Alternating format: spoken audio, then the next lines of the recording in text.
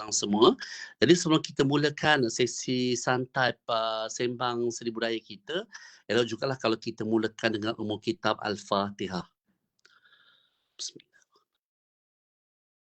Sebelum kita mulakan.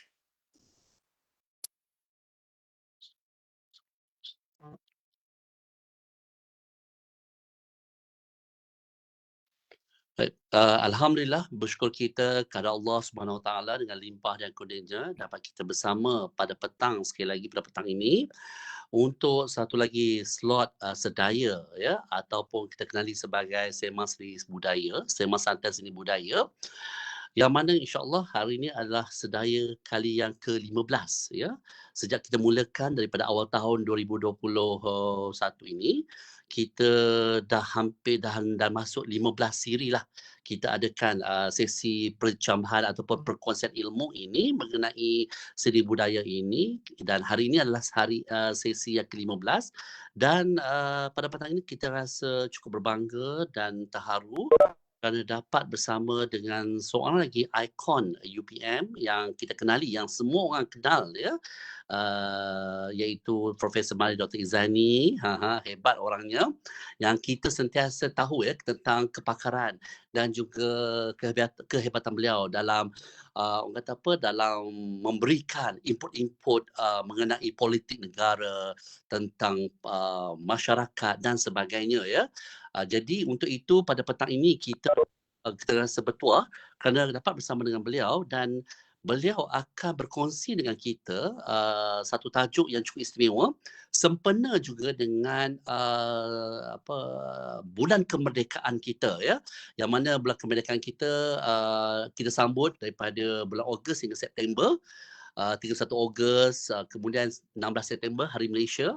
Jadi tajuk yang diberikan pun adalah sangat bersesuaian dengan sambutan kemerdekaan kita ini, iaitu ialah perpaduan di Malaysia, di mana dan ke mana kita. Ini satu tajuk yang sungguh menarik. Jadi saya rasa tanpa membuang masa lagi lah untuk kita menjemput Profesor Mari Dr. Izani untuk memberikan sedikit perkongsian ilmu mengenai perpaduan ini kepada kita semua. Dan dengan itu saya dengan besar hati menjemput untuk meneruskan sesi perkongsian ini. Silakan doktor. Okey, bismillahirrahmanirrahim. Assalamualaikum warahmatullahi wabarakatuh dan salam sejahtera, selamat petang. Salam Malaysia Prihatin, salam keluarga Malaysia. Panjang tu Wow. Jadi pertamanya yang saya hormati Encik Shah selaku pengarah Pusat Kebudayaan dan juga staf nak panggil apa, KD Pegawai Kebudayaan. Pegawai Kebudayaan. Hmm. Dan juga mereka yang lainlah yang bersama-sama dalam sembang santai budaya pada hari ini. Saya macam Cik Shah jugalah, saya pun berbesar hati kerana dijemput untuk berkongsi sedikit pandangan dan perspektif saya tentang isu perpaduan. Kerana selama ni saya duk tengok promosi-promosi sembang santai, tengok poster-poster kan, terdetik juga dalam hati bilalah nak jemput kita kan. Tetapi alhamdulillah doa saya tu Amin. dimakbulkan kerana dapat saya bersama-sama. Jadi saya sangat berbesar hati dan macam Cik Shah kata tadi, kita masih lagi dalam tempoh sambutan bulan kemerdekaan. Kita meraihkan hari kebangsaan dan hari Khamis nanti, lusa kita meraihkan Hari Malaysia. Jadi tajuk yang hendak kita bincangkan pada hari ini sangat sesuai lah dan sangat dekat di hati kita, iaitu perpaduan di Malaysia, di mana dan ke mana kita. Kerana bagi saya konsep ataupun isu-isu perpaduan ini sentiasa bermain di dalam minda kita. Walaupun orang kata perpaduan ni very cliche kan, kita bila sambut je kemerdekaan kita sebut, ataupun mana-mana event kita sebut perpaduan. Tetapi menjadi tanggungjawab kita untuk sentiasa berwacana dan juga mencari di mana tahap perpaduan kita, kerana bagi saya perpaduan dalam erti kata yang sebenar masih lagi jauh. Kita masih lagi menuju ke arah itu. Kalau kita andaikan perpaduan ini satu destinasi kan, contohnya perpaduan ini kita katakan contohnya di Johor Bahru lah. Kita mungkin baru sampai di Muar ataupun di Air Hitam ke, kita masih lagi menuju. Tetapi itu bukan bermaksud kita gagal untuk mencapai perpaduan. Kita masih lagi dalam proses untuk mencapai perpaduan dalam erti kata yang sebenar. Jadi disebabkan kita masih lagi mencari dan juga nak mencapai perpaduan ini, sebab itulah kita seringkali bercakap-cakap tentang perpaduan, kerana kita masih lagi dalam proses. Kalau perpaduan kita dah capai, mungkin kita dah tak perlu sebut perpaduan, mungkin kita fikirkan perkara-perkara lain. Tetapi disebabkan perpaduan ini masih lagi kita nak ke arah itu, maka kita sentiasa mengupas tentang perpaduan. Kita sebut-sebut perpaduan. Macam dalam hidup kita lah, mungkin kita target kita nak capai satu benda. Kan? Selagi target kita tak sampai tu, kita akan sentiasa sebut, kita akan sentiasa ulang dan kita akan sentiasa bercakap. Tetapi bila kita dah dapat benda tu, kita dah tak perlulah nak mewar-warkan dan sebagainya. Okey, jadi tajuk saya ni sangat jelas di mana dan ke mana kita, dan saya sempatlah menyediakan sedikit slide untuk kita berkongsikan tulisan-tulisan saya dan juga apa yang usaha-usaha yang saya telah buat bersama rakan-rakan saya, tim saya ke arah kita nak mencapai perpaduan dalam erti kata yang sebenar. Okey, ini KD share ke ataupun saya share?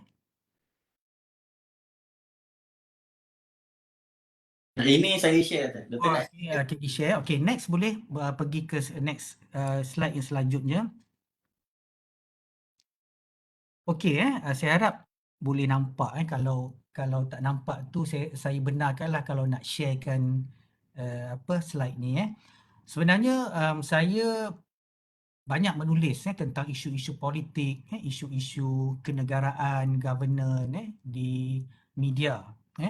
Dan dalam tulisan saya itu saya banyak juga menulis tentang perpaduan, tentang kerjasama, tentang unity, dan isu-isu ini sebenarnya sangat dekat di hati saya lah, dan sudah tentu mereka yang bergelar rakyat Malaysia. Jadi dalam artikel ini saya nak tunjukkan juga satu buku kecil ni. Kalau lepas ni kan, kalau dapat buku ni sangat bagus. Ini buku kecil ni saya selalu baca dan rujuk, sebab dalam buku ini dia menceritakan apakah konsep perpaduan, kesepaduan dan penyatu paduan. Ini terbitan Institut Kajian Etnik kita di UKM. Jadi kalau saya pun itu dapat kebetulan pergi ke UKM dulu-dululah. Jadi ini satu buku naskah kecil yang bagus untuk dibaca. Penjelasannya sangat simple, dia bagi contoh-contoh untuk kita faham apakah itu perpaduan, kesepaduan dan penyatu paduan, dan ada juga dipanggil momen perpaduan, moment of unity. Okey. Saya nak ceritakan sikitlah tentang artikel saya ini. Bila saya bercerita tu mungkin boleh menjelaskanlah perpaduan kita tu dalam tahap yang mana. Okay, sebenarnya macam saya katakan tadi, perpaduan dalam erti kata yang sebenar kita masih lagi jauh. Kita masih lagi mengimpikan perpaduan itu, dan perpaduan itu masih lagi kita mencari-cari. Kita belum mencapai lagi erti kata perpaduan yang sebenar. Sebab itu dalam konsep perpaduan, dalam konsep hubungan antara kaum, kita ada satu istilah yang kita sebutkan sebagai kesepaduan. Jadi maksudnya walaupun perpaduan dalam erti kata yang sebenar kita belum capai lagi, sebenarnya kita sudah mencapai satu tahap yang kita namakan sebagai kesepaduan. Walaupun kita belum lagi mencapai erti kata perpaduan yang sebenar, tetapi kita sudah berada, kita sudah mencapai kesepaduan. Kesepaduan ini bermaksud suatu keadaan yang aman dan stabil. Kan? Kan? Sekarang ini kan kita aman kan? Aman, kita stabil, kita walaupun kita berbilang kaum, berbilang agama, kita boleh duduk sama-sama. Kan? Kita boleh duduk sama-sama. Nanti besok bila dah semua boleh dine in, kita pergi ke kedai mamak, minum, makan roti canai, nasi lemak dan sebagainya kan. Jadi itu menunjukkan bahawa kita sudah ada kesepaduan. Kan? Kita sudah berjaya mewujudkan keadaan yang aman dan stabil. Itu maksudnya kesepaduan. Jadi kalau kita tengok dalam kehidupan kita kan, walaupun mungkin ada beberapa insiden yang mencala hubungan kaum kita, tetapi setakat ini secara keseluruhannya kita dapat hidup secara aman dan damai. Kalau kita tengok di UPM pun kita ada berbilang kaum komposisi. Kita ada staf yang berbilang kaum, kita ada rakan-rakan yang bekerja dengan kita yang berbilang kaum. Kita boleh bekerja bersama-sama, kita boleh bermesyuarat, kita boleh menyelesaikan masalah secara bersama-sama tanpa banyak masalah. Jadi walaupun kita belum mencapai tahap perpaduan dalam erti kata yang sebenar, kita sebenarnya sudah mencipta satu keadaan yang aman dan damai, iaitu kesepaduan nasional. Kesepaduan.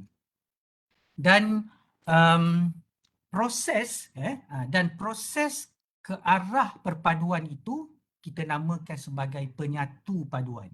Jadi apa yang kita buat sekarang ni adalah prosesnya kita sebut sebagai penyatu paduan.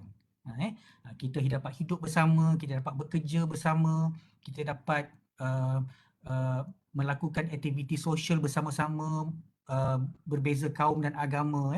Jadi proses-proses itu kita namakan sebagai penyatu paduan. Jadi maksudnya adalah elemen-elemen perpaduan itu walaupun kita belum mencapai satu tahap yang sebenar lagi. Sebenarnya kalau kita bercakap tentang perpaduan ini ataupun penyatu paduan ataupun kesepaduan ini, sebenarnya kita sudah ada momen-momen perpaduan itu kan. Contohnya kalau rakyat Malaysia ni, apakah momen-momen perpaduan tu? Pertamanya kita tengok dari segi apa event-event yang boleh menyatukan kita. Contohnya sukan kan, sukan. Jadi kalau contohnya ada lawan bola sepak kan, Malaysia lawan Myanmar kan. Jadi kita tengok dekat stadium, rakyat kita bersama-sama kan, duduk bersama-sama menyokong pasukan kita, ketepikan perbezaan sementara kan, parti politik ke kan dan sebagainya, kita boleh dapat bersama-sama menyokong pasukan kita. Doktor nak tanya, perpaduan itu memang merujuk khusus kepada menyatupadukan kaum di Malaysia ataupun dia sebenarnya salah satu saja, atau macam mana maksud perpaduan tu?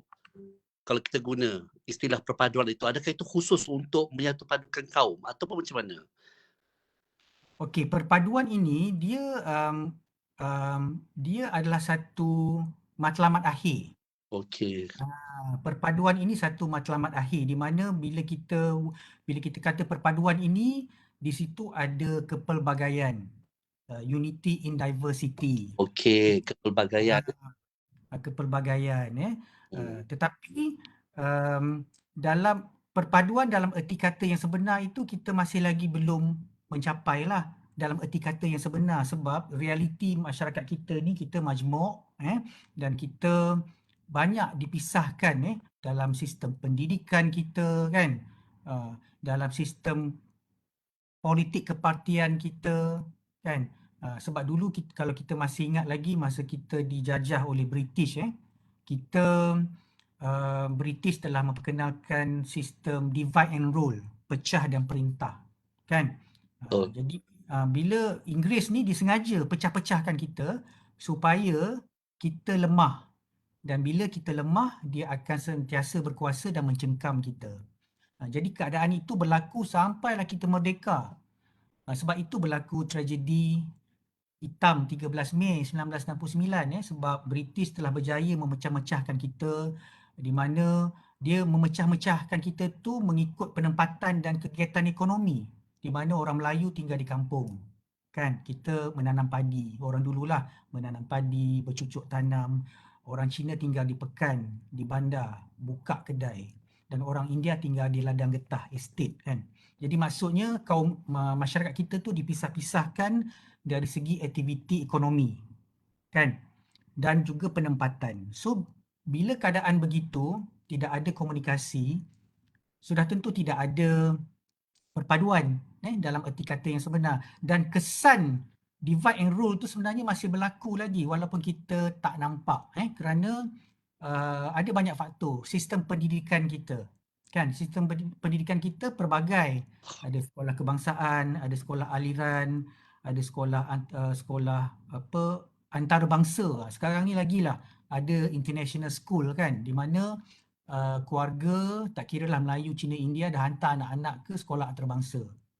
Jadi itu juga menjadi hambatan kepada kita punya perpaduan lah.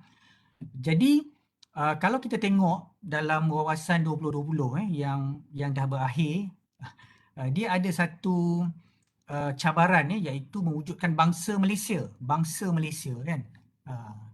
Itu pun satu cabaran juga sebab kita masih lagi belum dapat mewujudkan bangsa Malaysia dalam erti kata yang sebenar, sebab kita masih lagi ada batasan kaum yang tebal kan. Kita Melayu, yang seorang ni Cina, India. Jadi kita di situ sudah ada batas-batas perkauman yang masih tebal lagi. Jadi boleh tak kita bersetuju bahawa kita nak letakkan identiti kita sebagai Malaysian first? Adakah kita Malaysian first ataupun I'm Malay first, Malaysian second? Jadi ini juga menimbulkan perdebatan lah. Jadi sebab itu kalau kita baca beberapa tulisan tentang perpaduan ni dalam erti kata yang sebenar, iaitu unity in diversity, kita masih lagi belum mencapai perpaduan dalam erti kata yang sebenar-benarnya lah. Sebab kita ada baggage sejarah kita kan, masyarakat majmuk dengan sistem kita, sistem pendidikan kita, sistem parti politik kita pun, walaupun sistem parti kita ni sudah semakin inklusif, tetapi parti-parti politik kita ni masih lagi berteraskan kepentingan kaum kan. Dulu kita ada UMNO untuk Melayu, kan, MCA untuk Cina, MIC untuk India. Walaupun kita ada parti-parti yang lebih terbuka seperti PKR, DAP dan sebagainya, tetapi parti-parti itu pun sebenarnya dia merujuk kepada kepentingan kaum-kaum tertentu sebab dominasi kaum tertentu juga. Jadi sukar untuk membebaskan parti-parti politik ini daripada unsur-unsur perkauman. Sebab itu disebabkan halangan-halangan itu, cabaran-cabaran itu, sebab itu kita kata perpaduan dalam erti kata yang sebenar tu belum lagi kita capai. Tetapi kita sudah berjaya mencipta suasana kesepaduan nasional, iaitu keadaan yang stabil kan. Kita boleh duduk semeja, boleh makan, boleh beraktiviti dan sebagainya. Dan prosesnya itu kita sebut sebagai penyatu paduan kan. Jadi kita boleh anggapkan perpaduan ni dia macam satu matlamat akhir kita lah, the final goal kita yang masih lagi belum kita capai lagi. Mungkin satu masa sebab dia memerlukan masa juga kita nak capai perpaduan ini, bukannya overnight kita dah mencapai perpaduan ni, sebab latar belakang masyarakat kita yang pelbagai kaum dan sebagainya. Jadi berbanding dengan negara lain macam Jepun, dia satu pesen je masyarakat dia kan. Dia tak ada Melayu, Cina, India. Dia bangsa dia sangat monotonous kan. Jadi sebab itu dia ada bangsa Jepun kan. Indonesia walaupun dia ada pelbagai suku etnik, tetapi sebab dia menggunakan pendekatan asimilasi kan, nama Indonesia, bahasa dia kan. Jadi sebab itu dinamakan bangsa Indonesia tu. Senanglah mereka nak jadikan bangsa Malaysia. Sama juga dengan Thailand kan, bangsa Thailand, sebab mereka ni menggunakan pendekatan asimilasi. Tapi kita ni integrasi. Kita integrate antara kaum, tetapi setiap kaum tu boleh mengekalkan identiti kaum masing-masing. Sebab itu kita Melayu, kita boleh mempamerkan budaya kita kan, bajunya, bahasanya dan sebagainya. Kaum Cina India pun sama. Jadi sebab itu kita punya pendekatan tu berbeza sikit dengan negara-negara lain lah. Macam Doktor, kalau Malaysia ni sebagai contoh majmuk kan, negara mana lagi yang mengamalkan seperti Malaysia selain daripada Malaysia ataupun Singapura kan, Singapura, negara mana lagi yang mengamalkan lebih kurang macam masyarakat majmuk ni, Doktor? masyarakat majmuk kan. Ah, Masyarakat majmuk ni biasanya kita boleh tengok di negara-negara yang membangun lah, negara-negara yang pernah dijajah okey. oleh Inggeris dan sebagainya. Saya nak sebut pun mungkin kita boleh sebut negara-negara di mana Commonwealth, negara-negara di under Inggeris lah, Commonwealth kalau ada. negara-negara Commonwealth. Sebab negara-negara yang dijajah ini sebenarnya dia mempunyai sejarah yang samalah dengan kita. Jadi kalau tapi biasanya kalau orang merujuk kepada masyarakat majmuk ni, orang nampak kita sebab kita berojak. Sebab itu ada yang menyebut bahawa kita ni kan Malaysia truly Asian kan. Yes. Sebab kita nak cari orang India tak payah pergi New Delhi, ada dekat Malaysia. Kan nak cari orang China, orang Cina, tak payah pergi China pun. Orang kat sini pun jumpa kan. Tapi sekarang ni orang dah sebut bukan truly Asia lagi, truly world. Sebab negara kita sangat global kan. Nak tengok orang Bangladesh ada, nak tengok orang Myanmar ada, nak tengok orang Indonesia ada, nak tengok orang Nigeria ada kan. Semua ada. Jadi sebab itu diorang kata Malaysia ni truly world. Tak payah nak pergi negara lain kan. Jadi kita ni ada sedikit keistimewaan lah sebab negara kita ni orang suka nak datang bekerja, belajar dan sebagainya. Kalau kita tengok dekat UPM pun pelajar-pelajar kita kan pelbagai kan.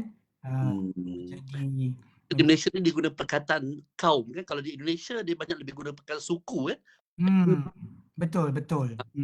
Jadi Melayu ada Melayu Banjar, Melayu apa semua dia kira Melayu juga. Melayu Jawa pun kira Melayu juga. Betul Doktor Betul lah. Dekat Indonesia dia lagi complicated. Ya. Dia banyak suku kaum, etnik suku kaum. Sebab itu Indonesia ni dia kena buat asimilasi. Okey. Sebab kalau dia tak buat asimilasi, dia susah dia nak jaga negara dia tu yang sangat pelbagai besar dengan pulau yang banyak dan sebagainya. Sebab itu di Indonesia dia ada bahasa dia. Nama pun nama Indonesia. Kan? Bangsa pun bangsa Indonesia. Bangsa Indonesia. Sebab kalau dia tak buat begitu, susah. Dia akan jadi macam negara kita lah. Negara kita kan pelbagai sistem kan. Sebab tu bila ada cadangan daripada pemimpin kan, dia kata kita nak buat sekolah wawasan kan. Satu sistem. Dah susah dah sebab kita dah lama kan. Kita dah lama melaksanakan pendidikan pelbagai sistem ini. Jadi kita nak balik kepada asal tu ambil masa. Tapi Indonesia ni daripada awal lagi dia dah buat asimilasi. Jadi negara dia tak ada isu lah. Kalau dekat Indonesia tu, kalau kita bersembang kan, kita tak tahu dia ni Chinese ke, Melayu ke, Jawa ke, sebab masing-masing fasih berbahasa Indonesia kan. Betul. Kan sebab itulah identiti dia. Kan? Tetapi kat negara kita ni kan ada juga, kita tak nafikan lah ada yang bahasa Melayu kan, bahasa kebangsaan pun tak kuasai kan. Sebab itu kadang-kadang kita ada masalah komunikasi dan sebagainya. Dulu saya masih ingat lagi bila tahun lepas kan negara kita bila diancam COVID-19, bila pengumuman tu dalam bahasa Melayu, ramai yang kan ada yang tak faham dan sebagainya. Dan malah even saya baca juga kadang-kadang bila di dalam mahkamah kan, bila pertuduhan itu dibaca, terpaksa kena ambil translator. Sebab ada rakyat Malaysia kita ni yang tak faham bahasa Melayu. Jadi inilah cabaran-cabaran kita lah kan kenapa kita masih lagi bercakap soal soal perpaduan, soal unity in diversity dan sebagainya. Dan tadi saya sebut pasal sukan kan, dan apa lagi moment of unity rakyat Malaysia selain pada sukan? Apa yang menyatukan kita? Assalamualaikum Doktor. Salam. Saya Ali daripada Dewan Besar. Okey Ali, ya. Saya nak tanya Doktor, Hmm. macam kita masyarakat majmuk kan, yang melambangkan perpaduan tu nampak tak daripada aspek pakaian, dari segi makanan, di situ nampak tak kita punya tu ada Melayu suka makan makanan Cina contoh kan, Ya, yang ya. India pun suka makan makanan Melayu, contohlah macam tu. Saya tanya Doktor macam tu. Nampak ke perpaduan kat situ? Sebab itu yang kita namakan sebagai moment of unity, momen-momen perpaduan. Kita ada momen-momen itu, kan? Tetapi momen itu sekejap je lah, kan? Kita makan, lepas tu dah habis makan tu, dah momen tu dah tak ada. Tetapi momen-momen perpaduan ini perlu kita kekalkan, kerana apabila kita mengekalkan momen-momen ini, dia akan boleh membawa dan juga boleh mencetus ke arah perpaduan lah dalam erti kata yang sebenar. Sebab itu bila kita sebut moment of unity ni, tadi sukan kan, makanan, hiburan kan. Kalau kita pergi konsert-konsert kan, tak kira Melayu, Cina, India duduk sebab dia contoh minat artis yang sama. Jadi itu juga contoh momen-momen perpaduan lah yang kita ada dan kita perlu Parti kekalkan. Apa dia? parti politik, momen-momen ada. Momen-momen parti politik ini bagi saya susah sikit, tapi semalam satu sejarah terciptalah bila ada MOU di antara kerajaan dengan pembangkang. Itu momen-momen perpaduan juga tu, kan. Tapi momen perpaduan tu kita tak tahu kekal ke tidak, mungkin dekat situ je kan. Lepas tu bila balik dah strategi lainnya pula kan. Sebab itu kita sebut momen, sebab momen tu dia sekejap, dia sementara saja. Kan. Tapi kita kena create momen-momen ini sebanyak yang mungkin, supaya bila momen-momen tu banyak bersama, kita boleh bersama duduk semeja, akhirnya kita dah rasa biasa, kita dah boleh membudayakan dan akhirnya kita boleh membantu kita mencapai erti kata perpaduan yang sebenar lah. Betul. Kan? Dengan wujudnya Kementerian Perpaduan ini menunjukkan itu adalah agenda utama juga kerajaan Malaysia. Ya, betul, sebab kalau kita tengok Kementerian Perpaduan ni dia kalau tak salah saya dia baru diwujudkan. Sebelum ini Kementerian Perpaduan ni paling akhir saya rasa tahun 1970-an. Kalau tak salah saya lah, nanti boleh Jadi check. jabatan saja kan. Kemudian di downgrade jadi jabatan dan sebagainya.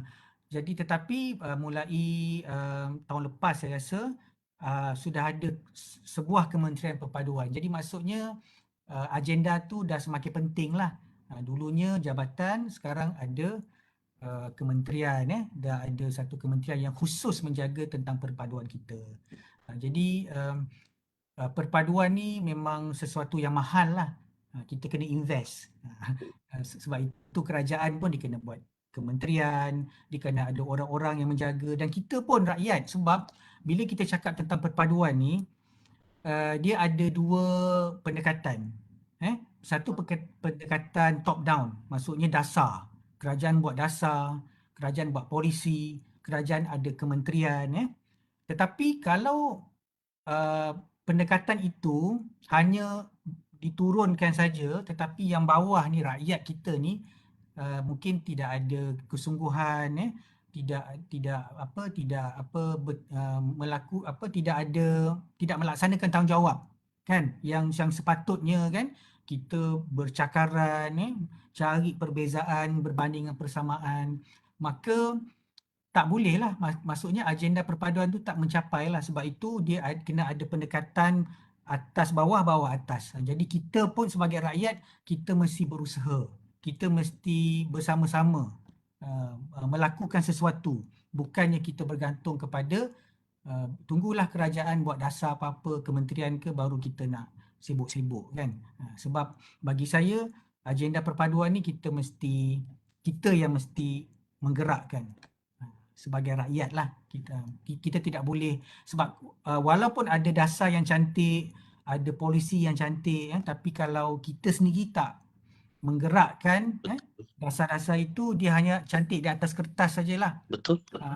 Kan, macam blueprint yang kita ada banyak kan, bukan saja dalam soal perpaduan, kita ada pelan-pelan kan, kita ada pelan yang sangat cantik dicetak kan, tetapi pelaksanaannya itu kita ada masalah lah, sebab kita tidak ada political will, kita tidak ada keinginan untuk kita melakukan sesuatu yang baik lah.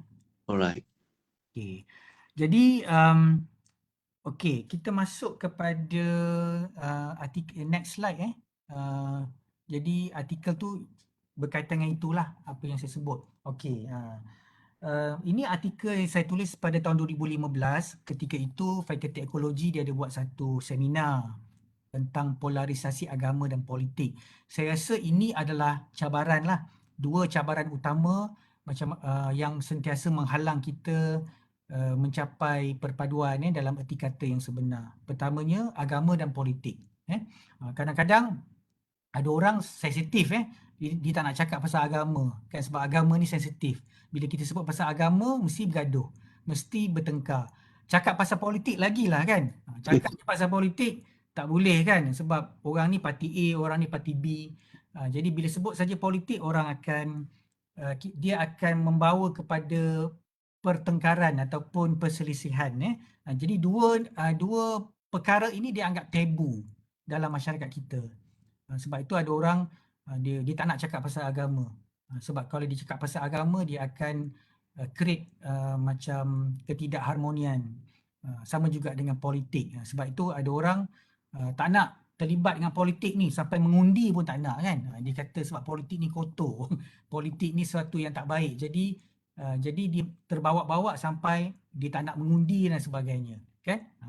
Jadi dalam artikel ini saya menjelaskanlah bagaimana kedua-dua faktor ini memberi ancaman kepada perpaduan kita yang sebenar. Sebab kita, masyarakat kita ni ada pelbagai agama. Kemudian ada pula perbezaan politik, dikotomi politik kan. Kalau kita tengok orang Melayu kita kan, dah dipecah-pecahkan. Agama satu, agama Islam kan, tapi perbezaan parti politik itu berbagai, jadi berpecah-pecah. Jadi perbezaan inilah yang selalu menjadi halangan kepada kita nak mencapai erti kata perpaduan yang sebenar. Jadi sebab itu di negara kita, walaupun agama Islam itu sebagai agama rasmi, agama persekutuan, kita tidak menghalang mana-mana agama untuk diamalkan secara harmoni. Dan sama juga dengan politik, kita boleh exercise, kita boleh amalkan kebebasan berpolitik kita, asalkan jangan kebebasan berpolitik kita itu sehingga boleh mengganggu ketenteraman awam kan. Contohnya kita taksub dengan sebuah parti ni, kita nak exercise kebebasan berpolitik kita sampai kita mengganggu ketenteraman awam, ataupun sampai kita sekarang ni trend kan, berita fake news kan. Kita create fake news, kabar yang tak betul, kita mencetuskan ketidaktenteraman awam. Jadi ini cabaran-cabaran yang perlu kita hadapilah. Sebenarnya kebebasan berpolitik itu satu benda yang baik yang dijamin oleh perlembagaan kita. Kita boleh exercise kebebasan berpolitik kita. Tetapi politik yang bagaimana? Politik yang rasional, yang terbuka, yang kita boleh meraihkan perbezaan pandangan, agree to disagree, dan sebagainya. Jadi saya pun sebenarnya sedang mengusahakan satu kajian FRGS. Kita nak tengok nilai bersama, shared values dalam kalangan pelajar. Jadi sebab pelajar-pelajar kita ni sekarang ni, mereka dah boleh berpolitik kan. AUKU telah dipinda, pelajar kita boleh terlibat dalam parti politik, boleh memegang jawatan, boleh bertanding dan sebagainya. Jadi nilai-nilai bersama itu penting sebab nilai-nilai itulah yang akan mengikat pelajar-pelajar kita supaya walaupun mereka berpolitik, mereka ada pegangan. Kan nilai-nilai tu. Mereka ada values lah. Bukannya politik tu nak merebut kuasa saja. Tetapi bila mereka berpolitik, mereka diikat dengan nilai-nilai yang baik. Kan? Berpolitik tu untuk apa? Untuk mencari kebenaran. Berpolitik itu apa nilai dia yang kita pegang? Integriti dan sebagainya. Jadi itu juga antara perkara-perkara penting lah. Sebab kalau kita tidak, sebab sekarang ini kan bila sebelum ini kan kita tengok kita punya negara kan krisis politik yang berpanjangan. Jadi dia tidak membantu kepada perpaduan kita sebab bila rakyat diheret sama dengan dalam krisis politik kita itu, jadi rakyat tidak dapat bersama-sama lah sebab telah dipisah-pisahkan dengan parti politik. Setakat ini kalau polarisasi agama tu kita masih okey lagi. Kita masih okey lagi. Toleransi kita tinggi. Kan? Kita tak ada masalah. Walaupun dulu adalah beberapa isu yang berkaitan dengan agama-agama perselisihan tetapi dia tidak membawa kepada inilah perpecahan dan sebenarnya. Jadi kedua-dua perkara ni kita kena jaga. Kan? Sebab agama dan politik ni dia satu perkara yang sangat tabu dalam masyarakat kita, dan kalau kita tidak betul-betul mengharmonikan, menjaga kan keharmonian agama, menjaga kestabilan politik kita, negara kita akan lemah lah sebab bila rakyat tidak bersatu, negara kita akan lemah. Kan? Jadi bila negara kita lemah tu, maka banyaklah anasir-anasir yang datang yang mudah untuk kita, yang mudahlah untuk kita dijajah semula. Sebab bila kita sebut penjajahan ini bukan lagi penjajahan fizikal. Kita dah tak ada dah penjajahan fizikal kan. Penjajah dah tinggalkan kita berpuluh tahun. Tetapi penjajah juga meninggalkan legasi dia kan. Penjajahan minda, penjajahan budaya kan. Jadi lepas ni saya nak relate pula budaya. Macam mana kita nak gunakan budaya untuk memupuk perpaduan. Okay, next slide. Okay, saya nak kongsikan sikit lah kerja-kerja saya kan berkaitan dengan kebudayaan, tamadun dan perpaduan ini. Saya kira dulu saya ada share sikit dengan Cik Syah kan, mungkin saya nak cerita sikit lah. Okay, sebenarnya macam mana kita nak memupuk perpaduan? Kita boleh memupuk dengan pelbagai cara, antaranya dengan budaya. Budaya boleh menjadi satu instrumen kita untuk mencapai perpaduan. Dan di awal tadi, masa saya sembang-sembang dengan Cik Syah tadi, saya ada sebut apa konsep budaya yang sebenar. Sebab kadang-kadang orang salah faham. Dia melihat budaya itu satu pemikiran yang sempit. Pada tahun 2017,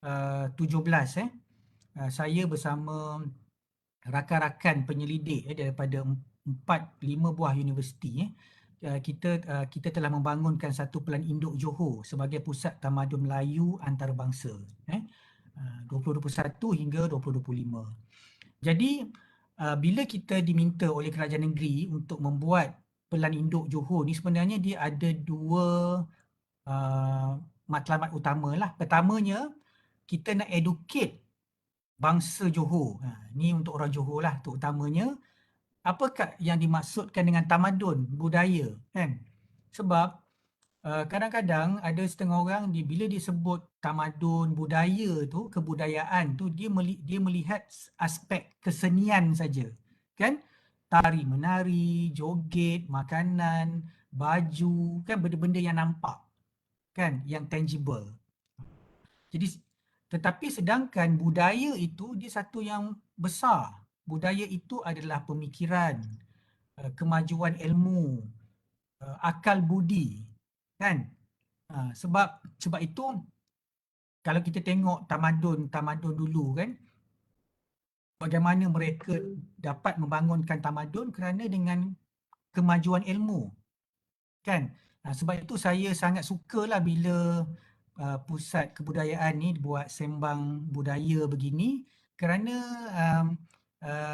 bila kita sebut pasal budaya ni, dia bukan sekadar tari menari, persembahan kesenian dan sebagainya, tetapi dia juga adalah satu diskurs, satu diskusi ilmu.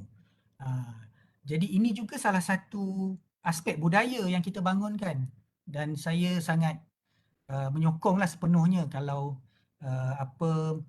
sesi sembang ini dapat diteruskan. Sekarang ni baru 15 kan, mungkin akan jadi siri yang ke-100 kan, berkekalan, kerana ini juga adalah a part of budaya, culture, kan. Dan macam mana kita nak menjadikan budaya itu sebagai satu instrumen kepada perpaduan kita, sebab itu di Johor ini mereka sangat concern about budaya, kan. Sebab kita tahu kan globalisasi, dunia tanpa sempadan, jadi rakyat kita terdedah dengan budaya-budaya luar, kan. Budaya K-pop kan, budaya lain-lain lah. Jadi masyarakat kita mudah untuk menerima budaya-budaya luar. Jadi macam di Johor ni,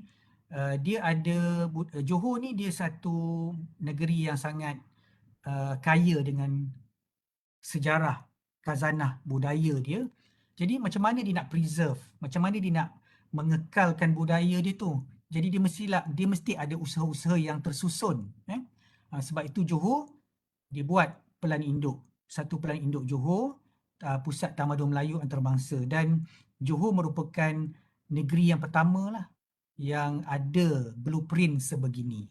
Jadi walaupun disebut Pusat Tamadun Melayu, kan, sebenarnya pelan induk ini juga sesuai dengan kaum-kaum lain. Sebab kalau kita merujuk kepada bangsa Johor tu, dia bukan Melayu saja, kan, dia termasuk kaum-kaum lain lah. Jadi bila kita bangunkan pelan induk ini, apa yang terbayang di fikiran kita seringkali diingatkan bangsa Johor ni bukan Melayu saja, dia ada bangsa-bangsa lain. Tetapi teras kepada bangsa Johor itu adalah budaya Melayu lah. Okay, next slide saya nak tunjuk. Jadi bila kita buat pelan induk Johor ini sebenarnya kalau pusat kebudayaan kan boleh bangunkan satu pelan yang hampir yang sebegini, sangat bagus kan. Maksudnya macam mana pusat kebudayaan nak membangunkan satu budaya tamadun, budaya UPM lah yang holistik, kan.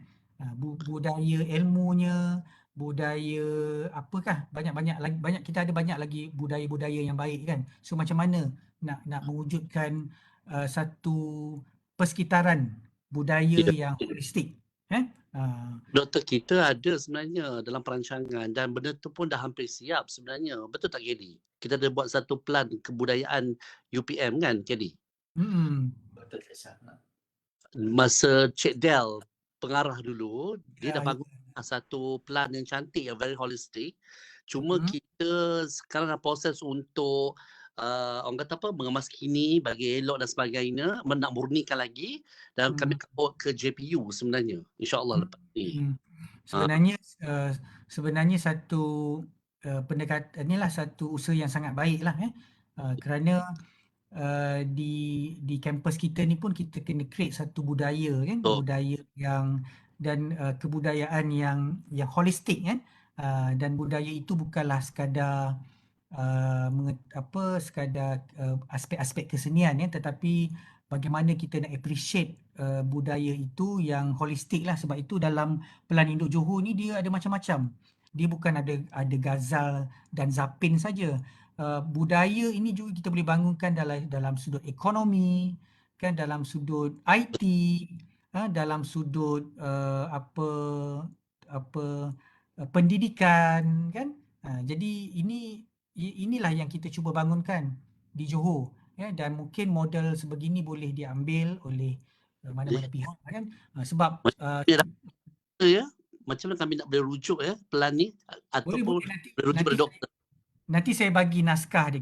Kita ada dekat saya ada banyak lagi naskah buku Pelan Induk ini. Nanti saya bagi kita bagi officially lah kat Pusat Kebudayaan beberapa naskah untuk dirujuk kan, mungkin boleh dapat some idea kan untuk Betul. kita untuk inilah untuk sebab bagi saya pusat kebudayaan ni dia kena melihat secara holistik lah, mempromosi budaya dalam bentuk holistik. Sebab apa yang saya suka sangat bila sebut budaya dekat universiti ni, sebab sebenarnya universiti lah nukleus pemangkin tamadun untuk negara. Jadi kalau kita kata kita nak perkenalkan satu budaya yang baik, budaya yang holistik, sebenarnya dia bermula di universiti. Sebab universiti tu ilmu dicipta kan. Kemajuan ilmu itu di universiti. Jadi budaya itu mesti bermula di universiti lah. Jadi bila kita dah ada pusat kebudayaan, dan sudah tentu pusat kebudayaan menjadi entiti yang sangat penting kan. Sebab bila kita cakap tentang budaya ni, dia tak boleh bermula di tempat lain. Dia mesti bermula di universiti sebagai gedung ilmu. Kan? Dan kalau kita tengok dekat dalam Pelan Induk ini, kita ada, mungkin boleh next slide. Kita telah memperkenalkan, sebenarnya ada 12 projek berjenama yang kita nak buat, tapi kat sini saya share 4 saja. Jadi kalau dalam Pelan Induk Johor tu kita cadangkan untuk buat projek galeri seni dan muzium daerah. Ini sangat menarik sebab kita nak menggalakkan di Johor ni, daerah-daerah masing-masing dia buat galeri seni dia. Sebab kadang-kadang bila kita sebut tentang muzium-muzium ni kan, dianggap itu usaha-usaha kerajaan negeri kan. Tetapi sebenarnya dalam masyarakat tempatan kita di kampung-kampung, mereka sendiri boleh buat galeri seni dan muzium dengan mencari bahan-bahan sejarah, bahan-bahan peninggalan. Sebab kita nakkan budaya ini, usaha-usaha budaya ini menjadi milik semua. Bukannya kerajaan saja yang kena buat kan. Jadi mungkin pusat kebudayaan di UPM mungkin hanya menjadi penyelaras saja. Tetapi di fakulti-fakulti, di PTJ, mereka ada usaha-usaha yang boleh mereka develop sendiri untuk Galeri orang masing-masing fakulti kan, untuk memartabatkan budaya. budaya hidup atau budaya pendidikan di fakulti. Yeah. Jadi pusat kebudayaan mungkin hanya menyelaras, menjadi penasihat dan sebagainya. Okay, yang keduanya kita ada Intelek Awam Johor. Sebab bila kita nak memakmurkan budaya ini, kita juga kena mengguna pakai kepakaran masyarakat lah, tokoh-tokoh. Sebab itu dalam projek di Johor ini, bila kita sebut Intelek Awam ini, dia termasuk budayawan, ekonomi, orang dalam pendidikan, tokoh-tokoh yang boleh menyumbang kepada budaya. Budaya kalau di sini di Johor lah. Sebab itu kita menggalakkan mereka cerdik pandai daripada yang orang anak-anak Johor ni, dia balik dan dikontribute kepada Johor.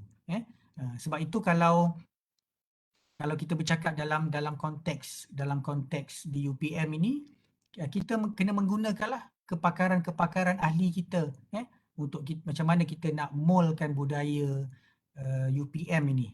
Apa budaya UPM? Kan? Kalau cuba kalau kita tanya staf-staf kita kan, apa sebenarnya budaya di UPM?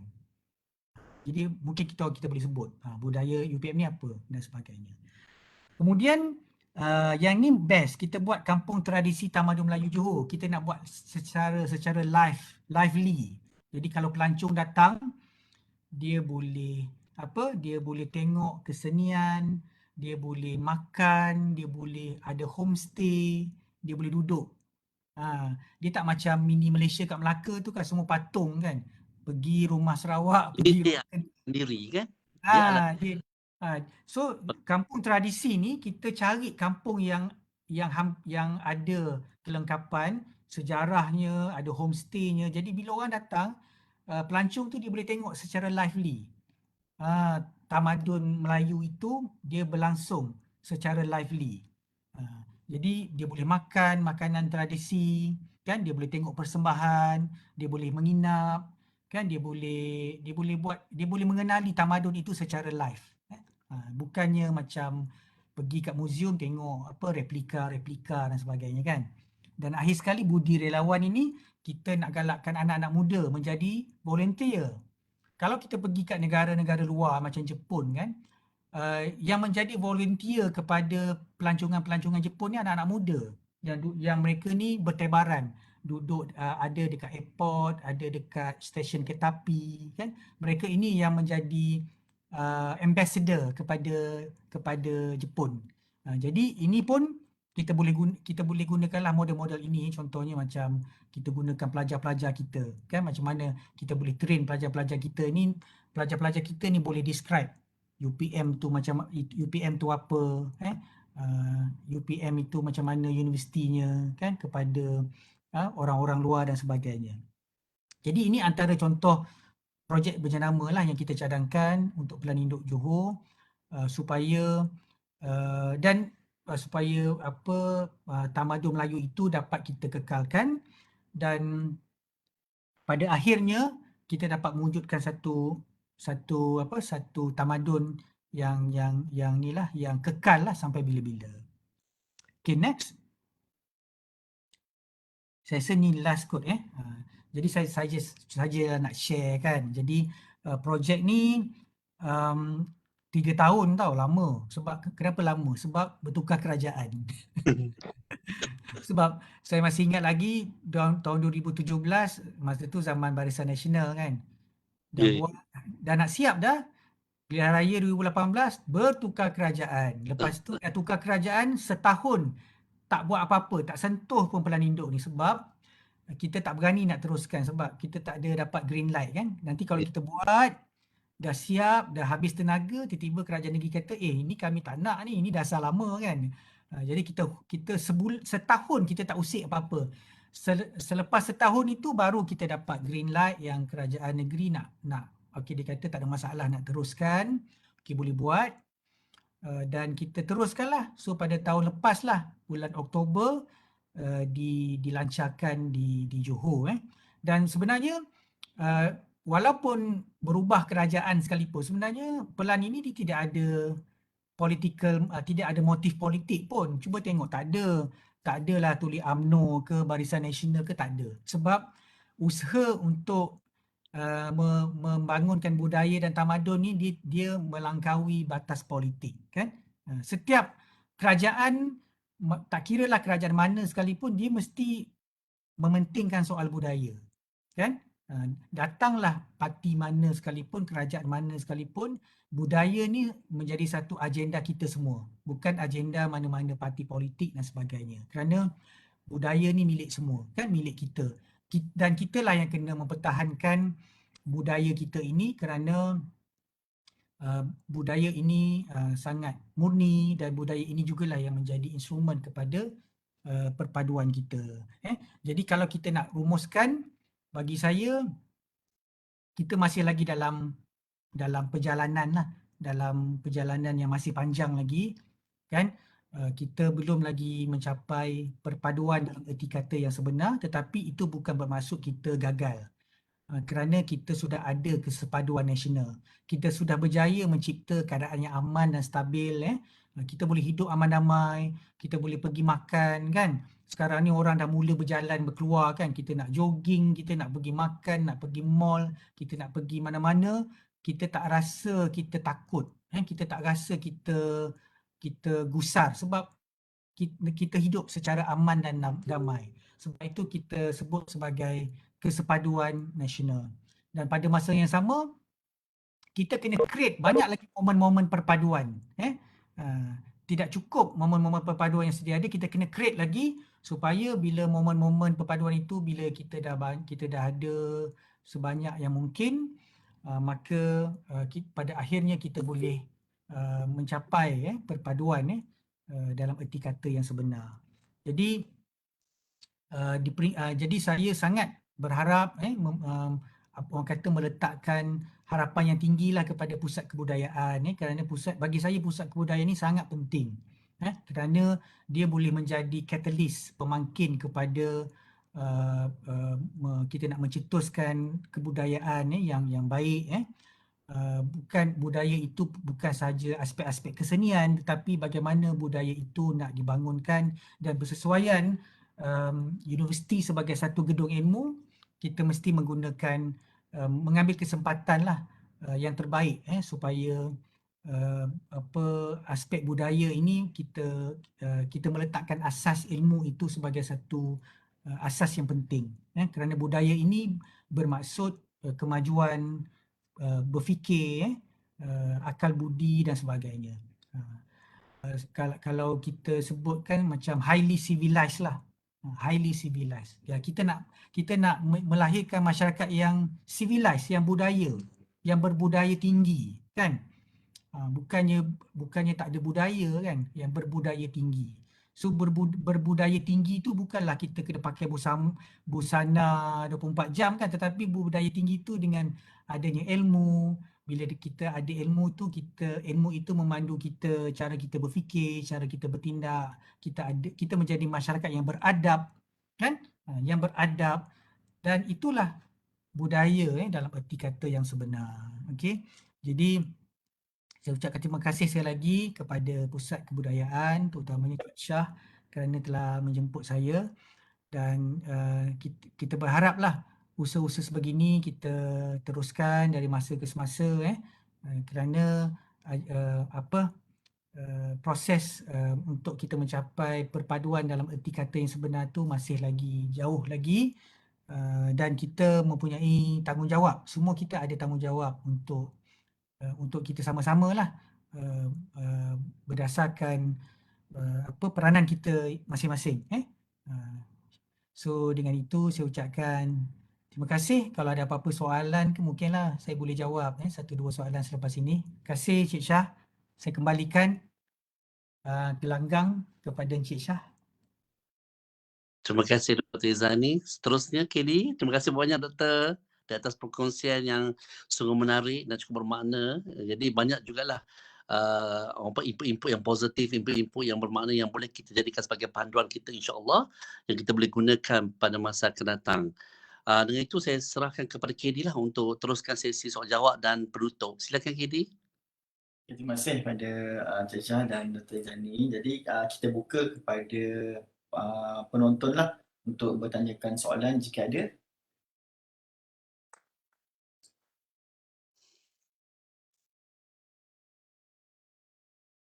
Ada, tak ada?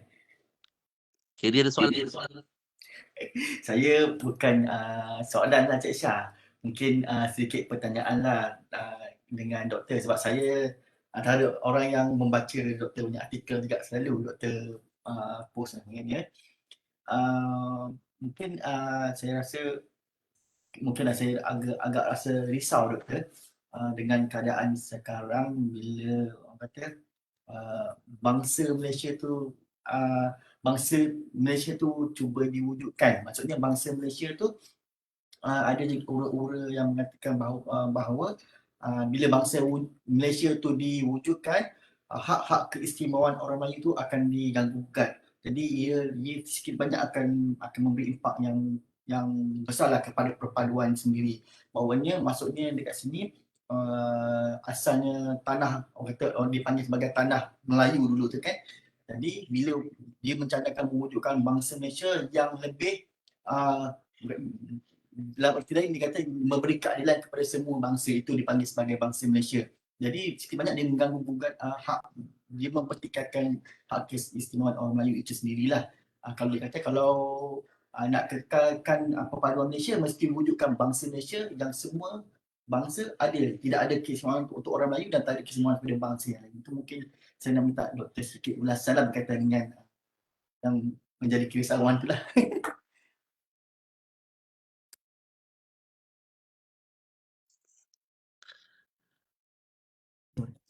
Sebab dia sama jugalah kalau sekarang ni kerajaan kan sekarang ni dia mempopularkan konsep keluarga Malaysia kan. Dulu satu Malaysia.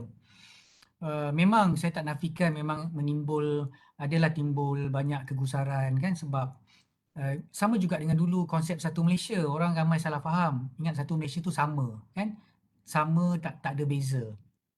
Dan sekarang ni bila disebut pula keluarga Malaysia, orang relate pula dengan satu Malaysia. Dia orang kata sebenarnya keluarga Malaysia ni sama je dengan satu Malaysia, semua tukar nama je lah kan.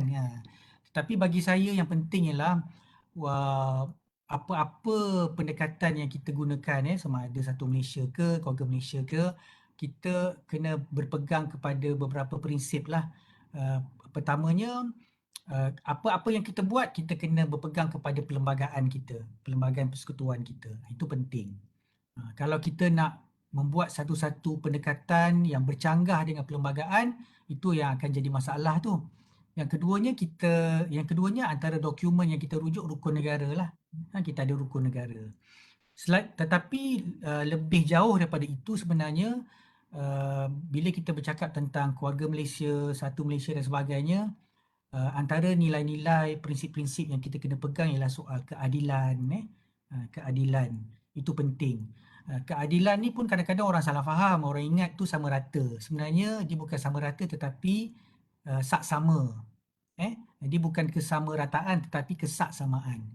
Malah dalam Islam pun keadilan itu bermaksud meletakkan sesuatu pada tempatnya. Kan? Dia bukan soal sama rata tetapi put the right thing at the right place. Itu keadilan lah. Jadi bila kita bercakap soal keadilan, soal bangsa Malaysia ke, kita kena melihat realiti dan juga sejarah negara kita. Kan? Kita tak boleh meninggalkan sejarah, kan? Sebab negara kita ni ada sejarah kita dan realiti masyarakat kita pun kita kena tengok, kan? Sebab kita kena tengok majoriti, kita kena akur dengan pandangan majoriti, kan? Kalau kita tengok dekat negara kita ni majoritinya siapa, kan? Bumiputera. Jadi itu juga antara benda-benda yang kita kena tengok lah. Jadi kita tidak boleh simply nak buat satu konsep yang sama rata, kan? Yang pada akhirnya nanti akan mencetuskan ketidaktentuan dan sebagainya. Jadi sebab itu kalau saya suka menyebut kalau apa-apa yang kita nak buat, kita mesti kembali kepada konsep keadilan. Konsep keadilan, meletakkan sesuatu pada tempatnya. Bukanlah keadilan itu bermaksudnya sama rata tetapi kesaksamaan. Bukannya kesamarataan tetapi kesaksamaan. Jadi inilah yang sepatutnya menjadi pegangan lah. Tetapi kita tak nafikan memang ada pihak-pihak yang tertentu yang melihat keadilan itu equality. Sedangkan yang kita nak pertahankan ialah equity. Equity, bukannya equality. Equality itu sama rata. Jadi itu kita kena, itu antara konsep yang perlu difahami lah. Kalau ada yang tidak clear, yang tidak faham, yang menolak realiti dan sejarah negara kita, itulah yang kadang-kadang akan timbul banyak masalah kepada negara kita. Jadi bagi saya itulah yang pentingnya. Kita apa-apa yang kita nak buat, dasar ke apa ke, kena melihat perlembagaan kita, rukun negara kita, kan? Dan juga nilai-nilai yang kita pegang lah, nilai keadilan, nilai apa lagi, nilai keadilan lah yang bagi saya sangat penting kepada masyarakat kita. Terima kasih Doktor atas sedikit perkongsian. Jadi kami bagi pihak Pusat Perniagaan sendiri lah, saya ucap terima kasih, banyak info dan maklumat yang memberi kita knowledge baru, dan alhamdulillah terima kasih lagi Doktor. Dan saya nak jemput juga Doktor lah pada 16 hari bulan ni, kita orang ada buat anugerah Semarak Merdeka pada pukul 3 petang live di Facebook Pusat Perniagaan lah Doktor. Maksudnya program Semarak Merdeka tu ada 5 pertandingan yang dipertandingkan, ada nyanyian patriotik, sajak dan juga melukis, bakat celik putra, dan juga pada penonton-penonton yang menyaksikan boleh sama-sama kita saksikan pada 16 hari Khamis ni Doktor, sempena Hari Malaysia. Jadi kita akan anjurkan anugerah Semarak Merdeka. Dan saya rasa mungkin sampai situ saja Cik Syah, Dan terima kasih lagi pada semua yang dapat menonton, dan pada yang belum isi borang kadang latihan boleh terus menghubungi Puan Alena lah untuk kalau kata tak dapat isi pada hari ini. Dan kita jumpa lagi doktor. Terima kasih banyak doktor. Terima kasih Okey. banyak. Terima kasih Cik Syah. Terima kasih KD. Terima kasih. Thank you semua ya yang hadir. Thank you. Selamat Hari Malaysia Selamat Hari Malaysia. Bye doktor. Terima kasih semuanya. Assalamualaikum. Okay, doktor. Assalamualaikum. Bye.